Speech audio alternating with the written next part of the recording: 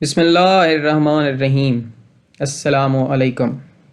کتاب کا نام ہے دین عرفا، جس کے مصنف ہیں مرشد کریم سرکار السید محمد ظفر الزمان نقی البخاری دامض اللہ تعالی۔ باب ہفتم، پیج نمبر 212۔ غوامض الہیات، مجلس اول۔ میرے وارث کی سلامتی کے لیے ایک دفعہ صلوات پڑھیں۔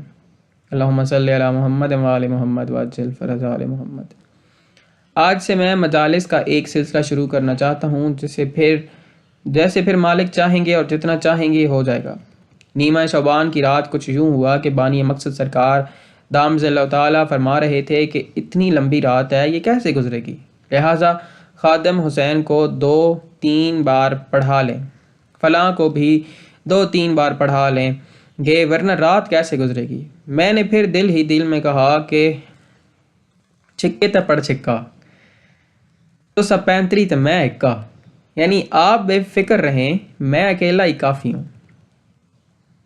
میں نے عرض کیا کہ آپ بے فکر رہیں اس رات کے لیے تو اکیلا ہی میں کافی ہوں۔ وہ پھر ہوا کچھ یوں کہ میری مجلس کچھ زیادہ ہی لمبی ہو گئی اور بھائی ذوالفقار کو پڑھانے کا ٹائم ہی نہ بچا۔ وہی میں نے سوچا ہے کہ وقت کے سلسلے میں آج ذرا احتیاط سے کام لوں گا۔ امان ہوگی جی۔ میری مجلس کا جو موضوع تھا وہ یہ تھا کہ عموماً جو ہمارے ہاں تصور پیش کیا جاتا ہے کہ معرفت حاصل کرو، اور یہاں معرفت کا مفہوم کچھ یوں دیا جاتا ہے کہ پاک خاندان علیہ الصلوۃ والسلام کے باطن کو حتی المقدور، بلکہ نہ سمجھ آنے والے باطن کو حتی المقدور سمجھ لینے کا نام معرفت ہے۔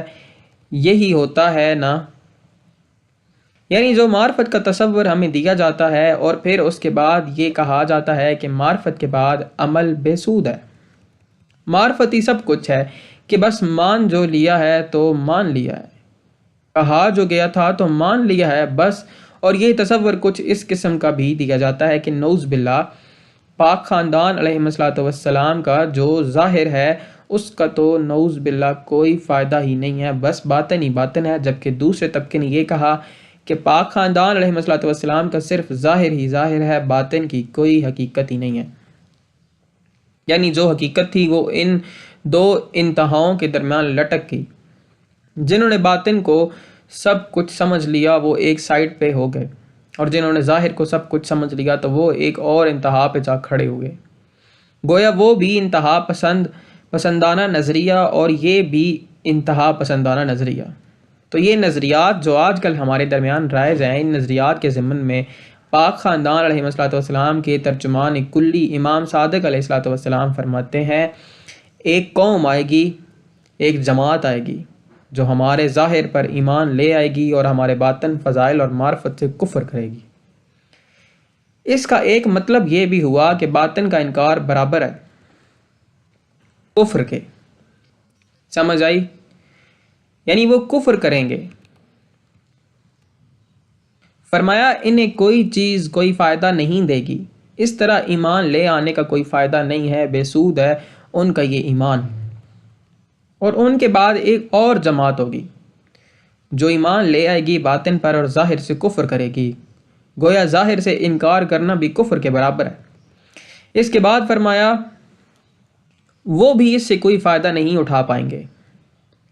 یعنی اگر صرف باطن پہ ایمان ہے تب بھی فائدہ نہ اٹھا پائیں گے، اور اگر صرف ظاہر پہ ایمان ہے تب بھی فائدہ نہ اٹھا سکیں گے۔ اب یہاں سوال پیدا ہوتا ہے کہ ایمان کیا ہے؟ تو ایمان کامل نہیں ہوتا جب تک کہ باطن پہ ایمان نہ ہو، اور باطن پہ ایمان کامل نہیں ہوتا جب تک کہ ظاہر پہ ایمان نہ ہو۔ میری بات سمجھ آئی؟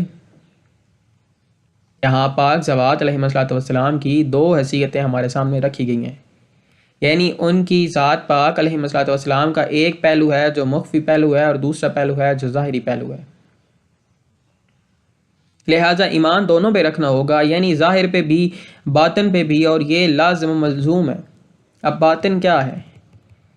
ایک شاعر کا جو ما فی الضمیر ہوتا ہے وہ ما سوائے اس کے رازدار کے اور کوئی سمجھ نہیں سکتا، یعنی شعر میں جو اس کا ما فی الضمیر جو اس میں تخیل ہوتا ہے اسے بھی رازدار کے علاوہ کوئی سمجھ نہیں سکتا۔ گویا کوئی رازدار ہوگا تو اس کے باطنی معنی تک پہنچ پائے گا۔ حافظ شیراز کے بارے میں ایک چھوٹا سا ہنٹ میرے ذہن میں آ گیا ہے کہ حافظ شیراز آئے اور انہوں نے کسی سرائے میں قیام کیا۔ اس سرائے کے ساتھ ہی ایک مدرسہ تھا تو وہ اس میں چلے گئے۔ وہاں پہنچے تو انہوں نے دیکھا کہ طلباء اس کے شعر پر بحث کر رہے تھے۔ انہیں یہ معلوم نہیں تھا کہ یہ جناب حافظ شیراز ہیں۔ ایک کہتا ہے کہ شعر کا مطلب یہ ہے، دوسرا کہتا ہے کہ یہ ہے، اور وہ اسی کشمکش میں دست بگریباں ہونے کو تھے کہ حافظ صاحب پہنچ گئے اور انہوں نے پوچھا کہ میرے بچوں کیوں لڑ رہے ہو؟ ان میں سے ایک بولا کہ دیکھیں جی، حافظ کا شعر ہے، میں کہتا ہوں کہ اس کا مفہوم یہ، اور یہ کہتا ہے کہ یہ ہے۔ حافظ صاحب نے دونوں کو داد دی اور مسکراتے ہوئے کہا کہ جو آپ لوگوں نے مفہوم اخذ کیے ہیں یہ تو شاعر کے دماغ میں بھی نہیں تھے۔ آپ دونوں نے اپنے اپنے مقام پر حق بجانب ہیں، مگر شاعر کا خیال اس سے مختلف تھا۔ تو رازدار جو ہوتا ہے وہ ان باتوں کو سمجھ سکتا ہے، اس کے علاوہ ناممکن ہے کہ کوئی سمجھ سکے، اور راز بھی ایسا کہ جس کے بارے میں خود پاک خاندان علیہ السلام فرمائیں کہ ہمارا امر جو ہے وہ حق ہے، حق الحق ہے، یعنی وہ حق کا بھی حق ہے، اور ہمارا امر وہ ظاہر بھی ہے اور باطن بھی ہے، اور وہ باطن کا ظاہر ہے، اور وہ ہمارے امر باطن در باطن ہے، اور وہ راز ہے، اور وہ راز در راز ہے، اور وہ راز ہے اور چھپایا ہوا راز ہے۔ ایک ڈھکے چھپے راز کے ساتھ ڈھکا چھپا ہوا دوسرا راز ہے۔ جس وقت یہ صورتحال ہو تو بندہ اس باطن کو کیسے حاصل کر سکتا ہے، اس باطن کو بندہ کیسے پا سکتا ہے جو راز در راز ہو، ہزاروں رازوں کے پردے کے اندر جو چھپا ہوا ہو، اور عام راز بھی نہ ہو بلکہ راز الہی ہو، اور اس کے باطن تک اس کا ادراک کرنا گویا یہ تو ناممکن ہے کہ اس تک بندے کی عقل کی رسائی ہو جائے۔ ہاں، یہ راز اگر مل سکے تو طالب صادق کے ساتھ انہیں کوئی چوری نہیں کر سکتا، کوئی کما نہیں سکتا، مانگ نہیں سکتا، مانگ سکتا ہے۔ یعنی معرفت کے لیے ماں سوائے در پاک سے بھیک مانگنے کے اور کوئی رستہ ہے ہی نہیں، راز در راز۔ جی سائیں، یعنی عطا ہے۔ پیر ذوالفقار علی شاہ نے عرض کیا کہ راز عطا ہے، عطا ہے، جی ہاں، اور انحصار مانگنے پر ہے، توفیق طلب کرنے پر ہے کہ وہ بھیک کے طور پہ عطا فرما دیں، باقی مانگنے والے کے ظرف پہ منحصر ہے کہ وہ کتنا مانگ سکتا ہے، اس کے مانگنے کا طریقہ کار کیا ہے، اور اس کا اپنا ظرف کتنا ہے، اس کے مطابق پھر ادھر سے عطا ہو جاتی ہے۔ کیونکہ جو آدمی، یہ ہماری آپس میں پہلے بات چیت چلتی رہی ہے کہ آج جو ہمارا دین بنا ہوا ہے، پہلے تو ہم دین کے معاملے میں بالکل سنجیدہ ہی نہیں ہیں۔ کیا ہم نے واقعی سنجیدگی کے ساتھ کبھی سوچا ہے کہ دین بھی کوئی چیز ہے اور اس پر عمل کرنا بھی چاہیے؟ پہلی بات تو یہ ہے کہ ہم نے اس دین کو سنجیدگی سے لیا ہی نہیں ہے، اور پھر ہم فارمیلٹی پوری کرنے کے لیے کہہ دیتے ہیں کہ مولا ہماری رہنمائی فرما۔ اب ہم کہاں جائیں؟ اہدنا الصراط المستقیم، سیدھا رستہ دکھا۔ بس میں نے لنگوٹا کس لیا ہے، اب میں عمل کے لیے تیار کھڑا ہوں۔ یعنی یہ حقیقت ہے کہ ہم نے سنجیدگی کے ساتھ دین کو کبھی سمجھنے کی کوشش ہی نہیں کی۔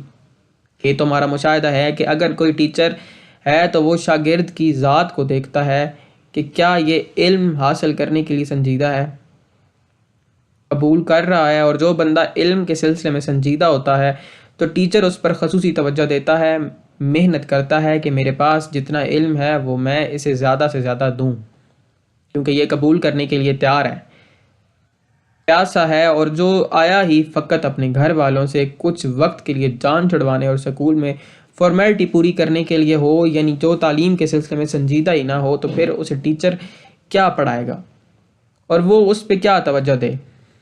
تو پہلے تو دین کے سلسلے میں ہم نے سنجیدگی دکھائی ہی نہیں ہے، اور پھر معارف کے سلسلے میں اس کی سنی اس کی سنی، اور پھر اسی سنی سنائی پہ اپنا ایک نظریہ قائم کر کے اس پہ چل پڑے ہیں۔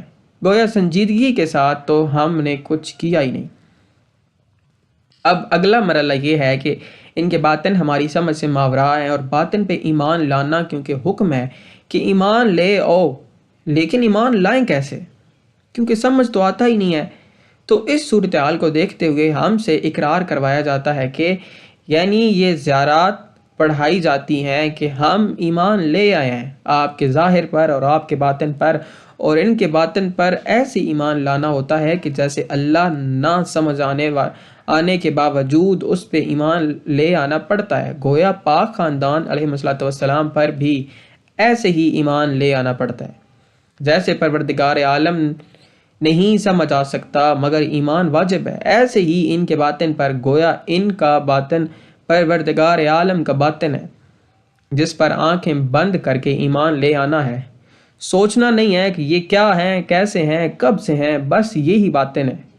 اس لیے تو سرکار صلی اللہ علیہ وآلہ وسلم نے اس پہ باقاعدہ وہ جیسے ہوتا ہے نا کہ کسی ایریا کو مخصوص کر دیا جاتا ہے کہ یہاں داخل ممنوع ہے، پروہیبٹڈ ایریا لکھ دیا جاتا ہے کہ یہاں کوئی انٹر نہیں ہو سکتا۔ تو بیعینی ہی سرکار نے فرمایا کہ ہمارا ظاہر امامت ہے اور ہمارا باطن وہ غیب ہے کہ جس کا ادراک کوئی حاصل کر ہی نہیں سکتا۔ لہٰذا اب یہاں بندہ کیا کرے؟ اب کوشش اپنی جگہ پہ ہے، کیونکہ ہمیں پاک خاندان علیہ السلام نے فرمایا جو ہے کہ معرفت حاصل کرو، لیکن جس حد تک ہماری عقل جاتی ہے، جو کچھ ہم نے سنا ہے ہماری سمجھ میں تو وہی نہیں آتا، یعنی وہ باطن کہ جس کا ظاہر انہوں نے اعلان فرمایا ہے ظاہراً اور لوگوں کو بیٹھ کر خود بتایا ہے۔ تو آج میں اسی کی تھوڑی سی جھلک پیش کرنا چاہتا ہوں۔ اسے سمجھنے کے لیے جتنا کچھ انہوں نے اپنے باطن کے بارے میں آگاہ فرمایا ہے، ہمیں ماضی میں جانا ہوگا۔ ماضی قدیم، وہ ماضی کہ جس کی قدامت کا ہم تصور تک نہیں کر پا رہے کہ کتنا قدیم تھا وہ ماضی کہ جب نہ کائنات تھی، نہ کائنات کی کوئی چیز تھی، اس وقت کوئی ایسا بھی موجود نہ تھا کہ جسے بندہ کوئی ہی کہہ سکے۔ سمجھ آئی؟ گویا اس وقت ماضی ہی نہیں تھا، جی ماضی ہی نہیں تھا، اس وقت ایک وہ تھا کہ جس کے وہ ہونے کے لیے لفظ وہ بھی ایک توہین کے مترادف لگتا ہے، کہ اشاراتی لفظ وہ بھی اس کی توہین کے مترادف تھا، کم نہ تھا مگر اس نے ہماری مجبوریوں کے پیش نظر مہربانی کرتے ہوئے لفظ وہ کو اپنی ذات کے لیے برداشت کر لیا۔ اگر نیند آنے لگ جائے، وہ تھا مگر کیسے تھا؟ اب ہمیں تو نہیں پتا کہ کیسے تھا۔ پاک خاندان علیہ السلام نے فرمایا ہے کنت کنزا خفیا،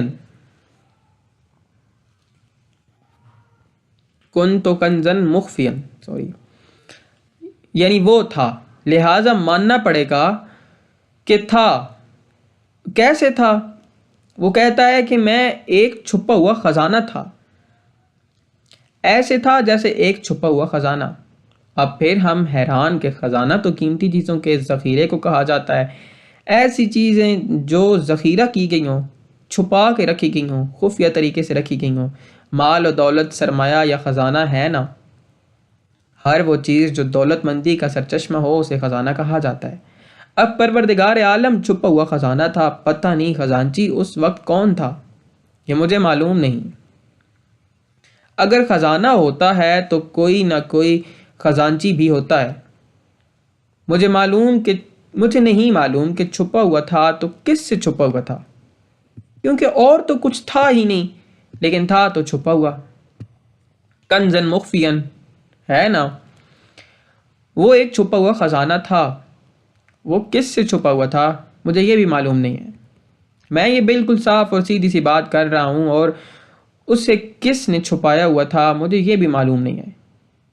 آخر کوئی چیز چھپی ہوئی ہوتی ہے تو کسی چیز کے اندر چھپی ہوتی ہے نا۔ اب سمجھ آئی؟ کیونکہ وہ چھپا ہوا جو تھا وہ کسی میں چھپا ہوا تھا۔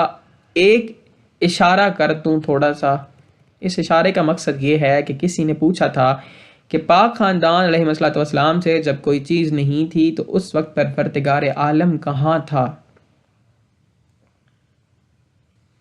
اس کا قیام کہاں تھا، وہ مخفی تھا تو کہاں تھا؟ ضمیر میں، جی جواباً اس کے ضمن میں جو فرمایا گیا تو وہ یہی فرمایا گیا کہ پروردگار عالم جو ہے وہ چھپا ہوا تھا معظمہ کائنات بی بی صلوات اللہ علیہا میں، ان کے وجود میں چھپا ہوا تھا۔ پردادار وحدت، اچھا میں واپس اپنی بات پہ آؤں کہ وہ ایک چھپا ہوا خزانہ تھا، اور مجھے یہ نہیں پتا کہ چھپانے والا کون تھا، لیکن چھپانے والا کوئی تھا ضرور۔ میری پچھلی بات کو بلائے طاق رکھتے ہوئے اگر سوچیں تو یہ ماننا پڑے گا کہ وہ چھپا ہوا جو تھا تو کسی نے چھپایا ہوا تھا۔ بہرحال جس نے بھی چھپایا ہوا تھا وہ چھپا ہوا تھا ضرور۔ خزانہ جو تھا، خزانہ جو ہوتا ہے وہ صرف یہ نہیں ہوتا کہ وہ پیسے ہوں، دولت ہوں، مال ہو، زر ہو، بلکہ افراد بھی ہوتے ہیں۔ افراد کو بھی خزانہ کہا جاتا ہے کیونکہ سرکار کے اصحاب کے بارے میں جو حدیث تعلقان آئی ہیں ان میں فرمایا گیا تھا کہ یہ خزائن الرحمن ہے۔ کسی نے پوچھا کہ خزائن الرحمن کیا ہے؟ فرمایا ہمارے آخری لخت ذکر اجل اللہ فرج الشریف کے اصحاب ہیں، لہٰذا افراد بھی خزانہ ہوتے ہیں۔ اب ایسے ہے کہ چلیں ہم اس بات کو چھوڑ دیتے ہیں، بہرحال وہ جو بھی تھا ایک خزانہ تھا، بس آگے ہم اس کی ڈیٹیل میں نہیں جاتے۔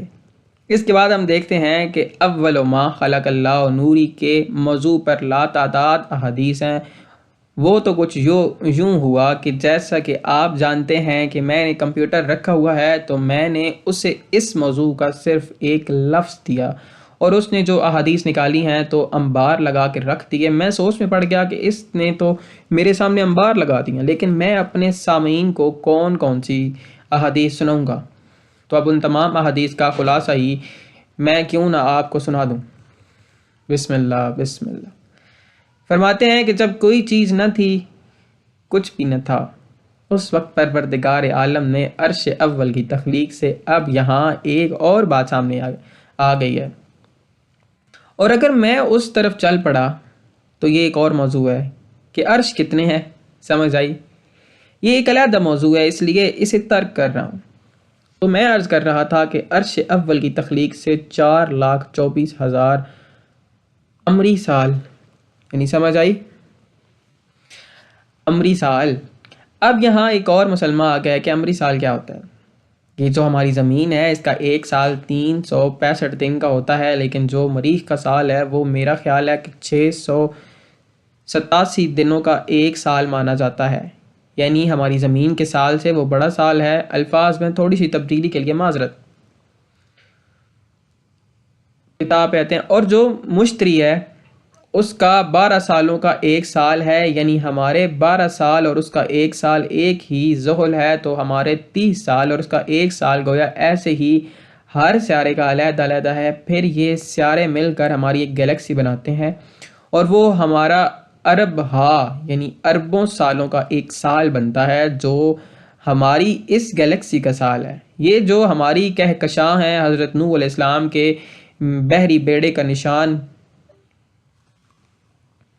کہتے ہیں نا اسے، یہ جو رات کے وقت آسمان کی ایک سائڈ سے دوسری سائڈ تک ایک قدرے سفید رستہ سا دکھائی دیتا ہے، یہ اوپر کھڑا ہے، یہ کہکشاں۔ سامعین میں سے کسی نے سوال کیا کہ وہ آسمان کے ساتھ ٹکراتا ہوا گیا تھا۔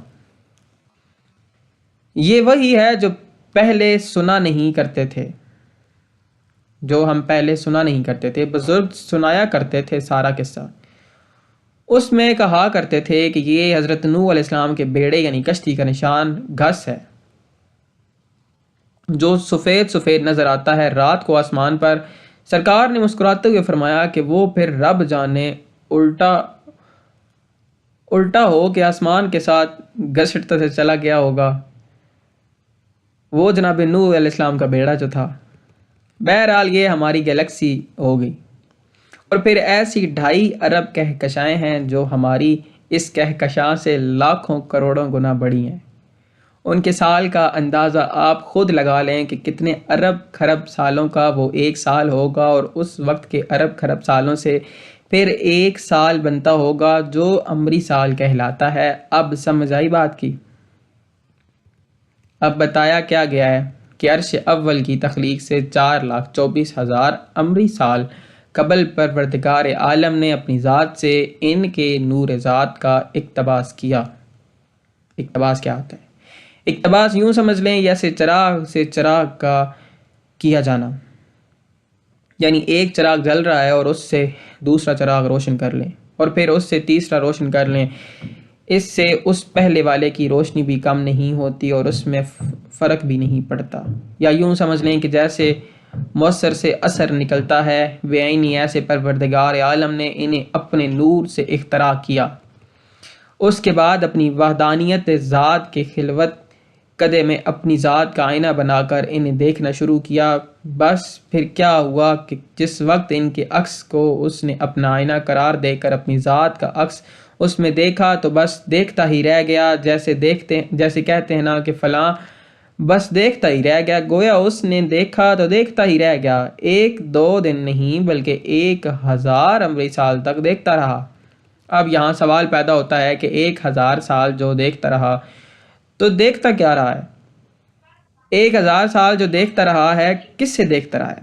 نور اول کو، یعنی پاک خاندان علیہ السلام کی ذات کو، ان کی حقیقت وحدت کو، ان کی حقیقت وحدہ کو اپنی خلوت قدے میں اپنا آئینہ بنا کر، اپنے آئینہ ذات بنا کر، آئینہ صفات نہ آئینہ ذات بنا کر انہیں دیکھنے میں مصروف تھا۔ ایسے ہی ہزاروں سال کا سفر جاری رہا، پھر چلتے چلتے چلتے اسے خیال آیا کہ میں جو مشاہدہ کر رہا ہوں میں دیکھ تو رہا ہوں، لیکن کیا یہ مجھے پہچانتے بھی ہیں؟